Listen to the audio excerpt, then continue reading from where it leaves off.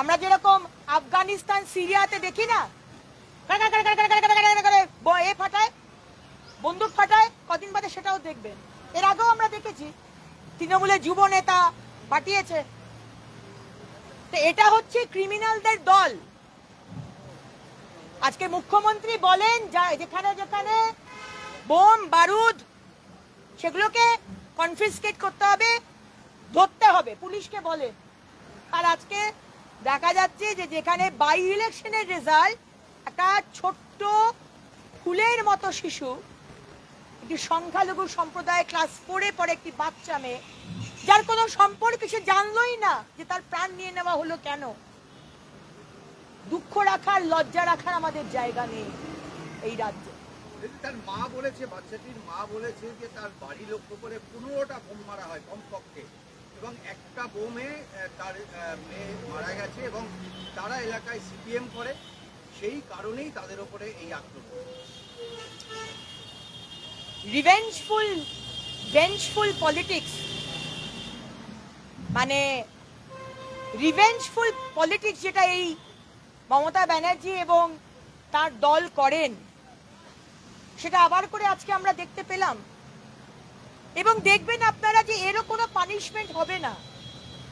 আজকে আমরা কথা বলছি, আজকে আমরা প্রতিবাদ করছি, আজকে আপনারা চালাবেন হয়তো আপনাদের টেলিভিশনে, কাল থেকে আবার সব ধামাচাপা হয়ে যাবে।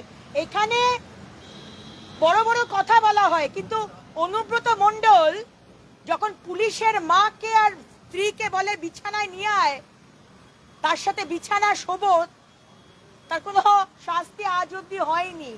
এই ছোট্ট মেয়েটার প্রাণ গেছে, এরও শাস্তি হবে না। যে বোম ফেলেছে সিসিটিভি ক্যামেরা খারাপ হবে, অনেক নাটক আপনারা আবার দেখতে পাবেন, কিন্তু বিচার হবে না।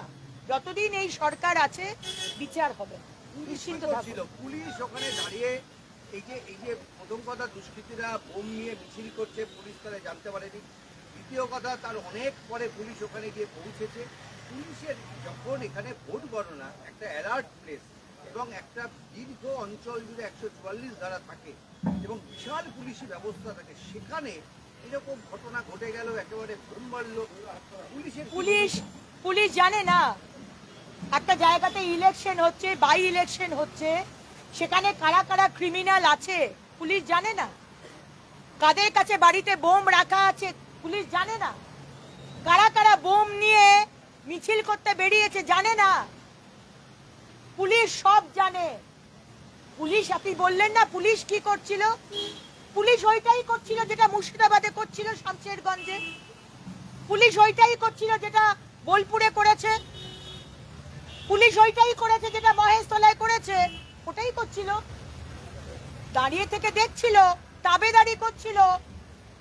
শিরদাঁড়াটা নেই তো, পুলিশ এখন জেলিফিশ, শিরদাঁড়া নেই, বেঁচে দিয়েছে।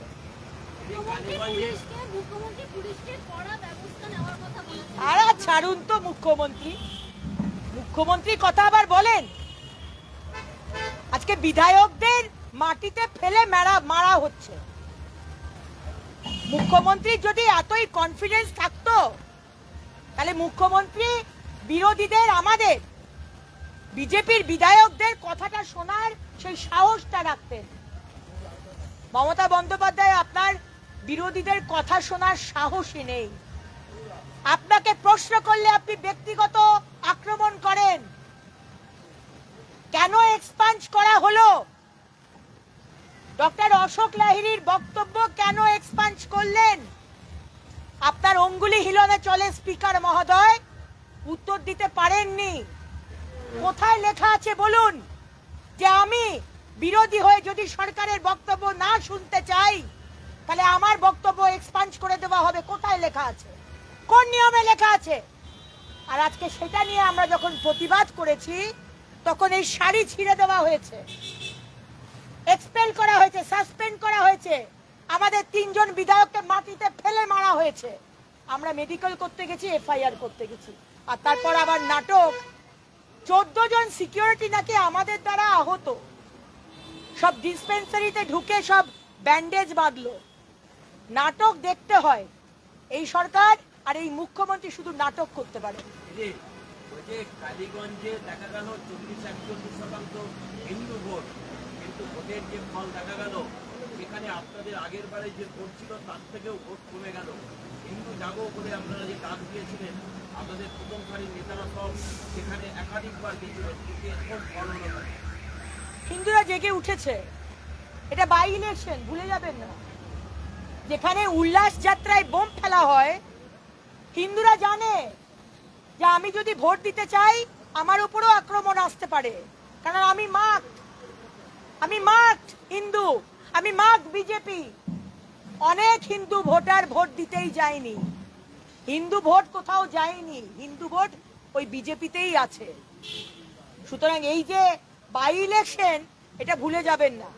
বাই ইলেকশনে যেখানে আর 8 মাস বাকি সরকার ফেলতে আর সরকার পরিবর্তন করতে, সেখানে কালীগঞ্জের মানুষ হিন্দুরা তারা ভোট দিতে যায়। সারা দেশেই তো আপনাদের ফল খারাপ হলো।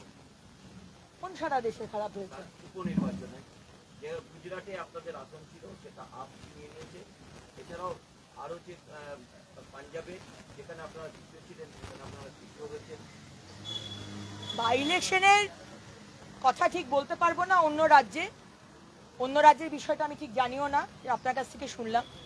আমার রাজ্যের বাই ইলেকশনে, এমনি ইলেকশনেই কি হয় তাই আমরা জানি, তাও আবার বাই ইলেকশন। সুতরাং এই বাই ইলেকশন নিয়ে আমাদের রেজাল্ট, আমাদের সম্মানীয় বিরোধী দলনেতা কি ফল হবে আর কত ভোট আমরা পাবো সেটা বিরোধী দলনেতা আগেই বলে দিয়েছে। এখানে আমাদের কোনো চিন্তার কারণ নেই। হিন্দুরা বিজেপি ঐক্যবদ্ধ হয়ে গেছে, বিজেপির পাশেই আছে।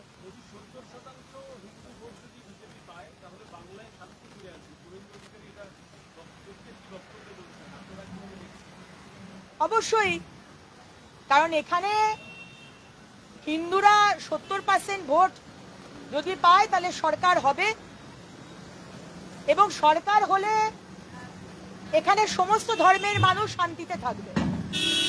এটা কোনো কথা নয়। বলে না যে যেখানে হিন্দু মেজরিটি সেখানে মুসলিমরা শান্তিতে থাকে, কিন্তু যেখানে মুসলিম মেজরিটি সেখানে কিন্তু হিন্দুরা শান্তিতে নেই। সো দ্যাট স্পিক্স যে আমি কি বলতে চাইছি। যেখানে 70% হিন্দু যদি ভোট দেয় সেখানে সরকার হয়, সেখানে শুধু হিন্দু নয়, মুসলমান, শিখ, খ্রিস্টান সমস্ত ধর্মের মানুষের জন্য এই বাংলার উন্নয়ন হবে, শান্তি ফিরে আসবে। এই যে complete anarchy, complete law and order problem, Abhishek ব্যানার্জির বাড়ির পাশে ডক্টর যিনি লন্ডনে গিয়ে মমতা ব্যানার্জিকে প্রশ্ন করেছিলেন, তার বাড়ি আপনি যেতে পারবেন না, কারণ তার বাড়ি হচ্ছে অভিষেক ব্যানার্জির বাড়ির পাশে। আপনাকে যেতে দেওয়া হবে না। আমাদের সভাপতিকে, প্রদেশ সভাপতি ডক্টর সুকান্ত মজুমদারকে হেকেল করা হলো, অ্যারেস্ট করা হলো। এই যে কমপ্লিট ললেসনেস, এইসব বন্ধ হবে।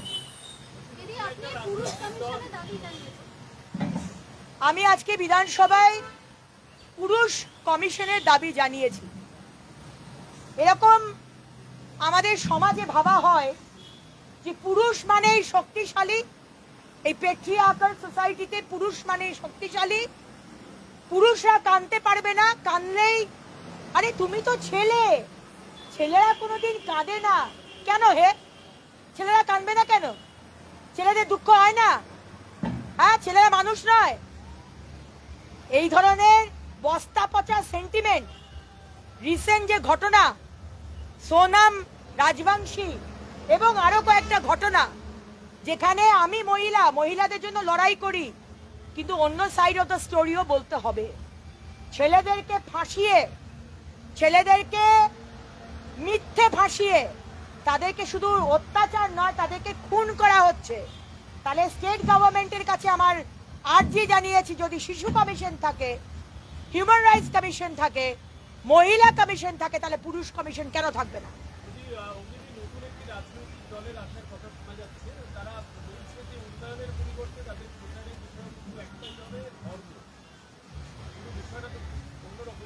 যে কোনো দলই আসতে পারে, কিন্তু হিন্দুদের কাছে প্রথমত তো হচ্ছে সম্মানীয় বিরোধী দলনেতা যেটা বললেন সেটা হচ্ছে 26-এর জন্য এই দল রেজিস্ট্রেশন করতে পারবেন না। কোনো একটা টাইম ফ্রেম থাকে, সেই টাইম ফ্রেমের মধ্যে এই যে নতুন দল যার কথা আপনি বলছেন তারা রেজিস্ট্রেশন করতে পারবেন না। দ্বিতীয়ত হচ্ছে হাজার একটা দল আসতে পারে, কিন্তু মাননীয় প্রধানমন্ত্রী নরেন্দ্র মোদীজি এবং ভারতীয় জনতা পার্টি সবকা সাথ সবকা বিকাশ সবকা বিশ্বাস সবকা প্রয়াস, প্রত্যেকটা ধর্মের জন্য, প্রত্যেকটা ধর্মের মানুষের জন্য, প্রত্যেকটা জাতের মানুষের জন্য আমাদের একটাই কথা, সেটা হচ্ছে উন্নয়ন। এটা বাংলার মানুষ জানে, সুতরাং খুব একটা এফেক্ট পড়বে না যে দলই আসুক। হ্যাঁ, সিপিএম অবশ্যই টিএমসি বি টিম হয়ে হিন্দু ভোট কাটার কাজ করে, কিন্তু এবারে সেটা আর হবে না। বাংলার হিন্দুরা বুঝে গেছে, রাষ্ট্রবাদী মুসলমানরাও বুঝে গেছে।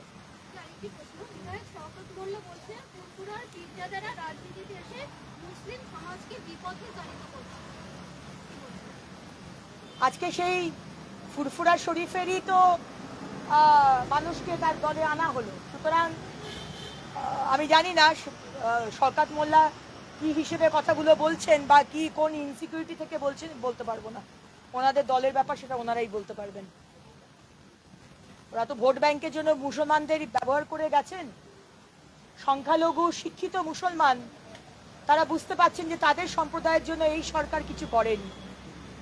আমরা কি চাই? আমরা শিক্ষিত হয়ে আমরা মাথা উঁচু করে বাঁচতে চাই। মানুষ যেটা চায় সেটা ধর্মের নিরিখে আলাদা নয়। একটা হিন্দু যা চায় একটা মুসলিমও তাই চায়, একজন শিখ ভাই যা চায় একজন খ্রিস্টান ভাই সেটাই একই চায়। সুতরাং কোনো সম্প্রদায়ের জন্য এই সরকার মমতা ব্যানার্জি কোনো কাজ করেননি। আসল যে কাজ, চাকরি দেওয়া, কর্মসংস্থান, বাড়ি, বাথরুম, জল, ইলেকট্রিসিটি, রাস্তা ঘাট, ড্রেন করেননি। হ্যাঁ, ধর্ম নিয়ে লড়িয়ে দিয়েছে, এটা করেছে। ওবিসি ক্যাটাগরিতে নামগুলো ঢুকিয়ে দিয়েছেন, এটা মেসেজ দেওয়ার জন্য যে দেখো আমি তোমাদের সাথে রয়েছি। কিন্তু সাচ্চার কমিটিতে যা বলা হয়েছে, সাচ্চার কমিটির রিপোর্টে, তার একটা জিনিসও মুসলমান সম্প্রদায়ের জন্য করা হয়নি। এটা যারা অশিক্ষিত বা অর্ধশিক্ষিত মুসলমান তারা বুঝবে না, কারণ শিক্ষিত হতে দেননি তো উনি। শিক্ষিত হলেই তো প্রশ্ন করবে। কিন্তু যারা রাষ্ট্রবাদী শিক্ষিত মুসলমান তারা কিন্তু বুঝে গেছে যে এই সরকার কারোর জন্য কাজ করে না। একটা প্রশ্ন, সেটা হচ্ছে কলকাতা পুলিশকে কটাক্ষ করতে যে সুকান্ত মজুমদার যে সোনাগাছির নাম এনেছিলেন, তা নিয়ে আজকে সোনাগাছির মহিলা আজকে বিক্ষোভ করছেন, আবার তারা পথে নামার হুমকি দিচ্ছেন, বলেছেন ক্ষমা চাইবেন। কি বলবেন? দেখুন, আমাদের সম্মানীয় প্রদেশ সভাপতি ডক্টর সুকান্ত মজুমদার খুব ক্লিয়ারলি, খুব ক্ল্যারিটির সাথে পরিষ্কার বলে দিয়েছেন যে উনি সোনাগাছির আমাদের যারা বোনেরা রয়েছেন তাদেরকে সম্মান করেন। আজকে উনি পুলিশকে বলেছেন যে তাদের কোনো আদর্শ নেই, তাদের কোনো নৈতিকতা নেই, তাদের কোনো নীতি নেই, কিচ্ছু নেই। এবং তিনি স্পেসিফিক্যালি আপনাদেরকেও মেসেজ পাঠিয়েছেন তার বক্তব্য, যেটা খুব টুইস্ট করে তৃণমূল তার ফায়দা নিতে চাইছে। আমি তৃণমূলের যারা নেত্রীরা ভিতরে অনেক চেঁচামেচি করেন, চন্দ্রিমা ভট্টাচার্য মহাশয়া, ডক্টর শশী পাজা মহাশয়া, আপনি তো আবার শিশু কল্যাণ, মহিলা শিশু কল্যাণ মন্ত্রী, আপনারা অনুব্রত মণ্ডল যে কথাটা বলেছিলেন, শুধু ওই পুলিশের মাকে আর স্ত্রীকে অপমান করেনি, সমগ্র পশ্চিমবঙ্গের নারীকে অপমান করা হয়েছিল। অ্যারেস্টটা করে দেখান ডক্টর শশী পাজা, মমতা ব্যানার্জি, চন্দ্রিমা ভট্টাচার্য বুকের পাটা থাকে আর সত্যি যদি আমাদের বাংলার মহিলাদের সম্মান করেন, অনুব্রত মণ্ডলকে অ্যারেস্টটা করে দেখান, তাহলে বুঝবো যে সত্যি আপনাদের দল মহিলাদের সম্মান করে। রাজনীতি করার চেষ্টা করবেন না। আমাদের প্রদেশ সভাপতি পরিষ্কারভাবে ওনার যে বক্তব্য উনি বলে দিয়েছেন। আমি বলে দিয়েছি, আমি তো এরপরে আর কিছু বলার নেই। উনি সম্মান করেন যে কোনো প্রফেশনের মানুষ, সে সোনাগাছির বোনেরা হতে পারে, রাস্তা পরিষ্কার করা বা ড্রেন পরিষ্কার করার ম্যাথর হতে পারে, doctor, engineer, whoever it is, প্রত্যেকটা কাজের মানুষকে আমরা সম্মান করি। সে তার পেটের দায়ে সম্মানের সাথে সেই কাজ করছে এবং এই একই কথা আমাদের সম্মানীয় সভাপতি বলে দিয়েছেন। এটা নিয়ে রাজনীতি করার চেষ্টা করবেন না। আজকে বিধানসভার অভ্যন্তরে যে ঘটনা ঘটল, সেখানে দেখা যাচ্ছে নিরাপত্তা রক্ষীরা প্রায় 10-12 জন তারা হাতে ব্যান্ডেজ বেঁধে নাটক। মুখ্যমন্ত্রী যেরকম 2021-এ পা ভাঙার নাটক করেছিলেন, পুরোটা ইলেকশন পা ভাঙার নাটক করে যেদিনকে রেজাল্ট বেরোলো তার পরের দিন উনি হুইলচেয়ার থেকে দাঁড়িয়ে গেলেন। ঠিক একই নাটক এই ভেতরে যারা যারা সিকিউরিটি পার্সোনাল আছে 14 জনকে বলা হচ্ছে তারা নাকি আহত। বাপরা, আমরা 5-6 জন আর সিকিউরিটি 14 জনকে আমরা মেরে ফেললাম। কত নাটক করবেন? ডিসপেন্সারিতে গিয়ে ওখানে গিয়ে কারুর ডান হাত কারুর বাঁ হাত কাউকে জিজ্ঞেস করছেন আপনারা কি হয়েছে? আপনি তো বাইরে ছিলেন, আপনাকে কে মেরেছে, কে আপনাকে অ্যাটাক করেছে? সেই মহিলা হাসছেন, নামটা বলতে পারছেন না, বলবেন কি করে? গল্পটা যে কিভাবে প্লেস করতে হবে পাবলিকের সামনে ওই আটখানা বলেছেন, অভিমন্যুর মতো আটখানা বলেছেন, বেরোবার রাস্তাটা আর বলেননি, উনি পালিয়ে গেলেন। তো নাটকটা কিভাবে সাজানো হয়েছে অরূপ বিশ্বাস, ফিরাদ ববি হাকিম এবং অধ্যক্ষ মহোদয় যখন স্ক্রিপ্টটা লিখবেন একটু ভালোভাবে লিখবেন, বিশ্বাসযোগ্য করবেন। আটকাচরা লিখে দিচ্ছেন তাড়াহুড়োতে, ঠিক জমলো না ব্যাপারটা, ভালো করে লিখবেন নেক্সট টাইম।